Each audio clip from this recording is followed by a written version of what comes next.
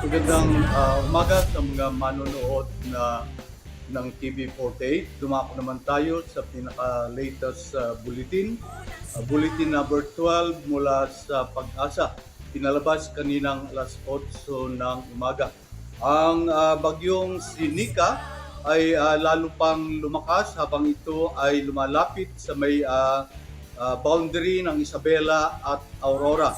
Kaninang alas 7 ng umaga, ang sentro ng bagyong Sinika ay namataan sa may karagatang bahagi ng Dilasag, Aurora. Taglay pa rin ang lakas ng hangin 130 km bawat oras at may pagbugso ng hanggang 180 km bawat oras.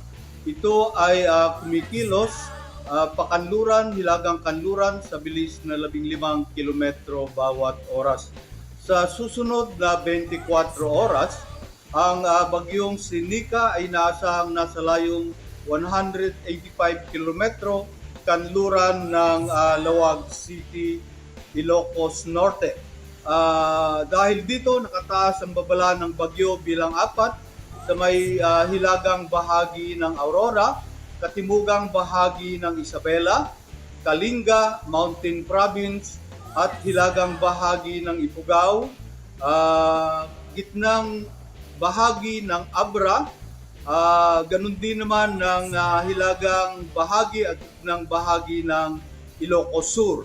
Samantalang ang babala ng bagyo bilang 3 ay nakataas ngayon sa gitnang bahagi ng Aurora, hilagang bahagi ng Quirino, hilagang silangang bahagi ng Nueva Vizcaya, iba pang bahagi ng Isabela, timog kanluran ng Cagayan, iba pang bahagi ng Abra, Ifugao, hilagang bahagi ng Benguet, at katimugang bahagi ng Ilocos Norte.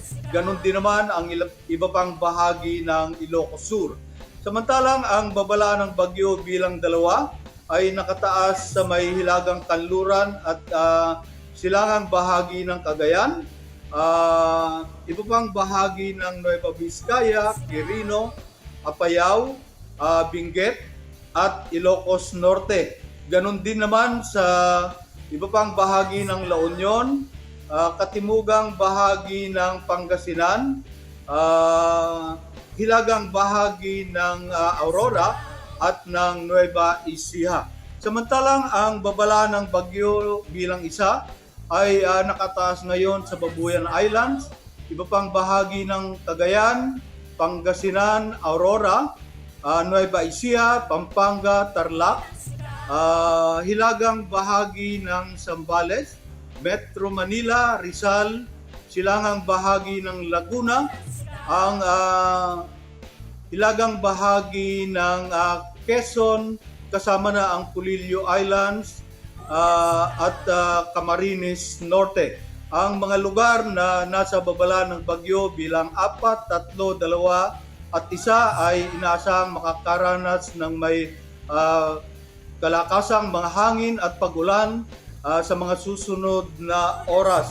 Ang bagyong Sinika ay inaasahang kikilos pahilagang kanluran hanggang Huwebes ng Huwebes.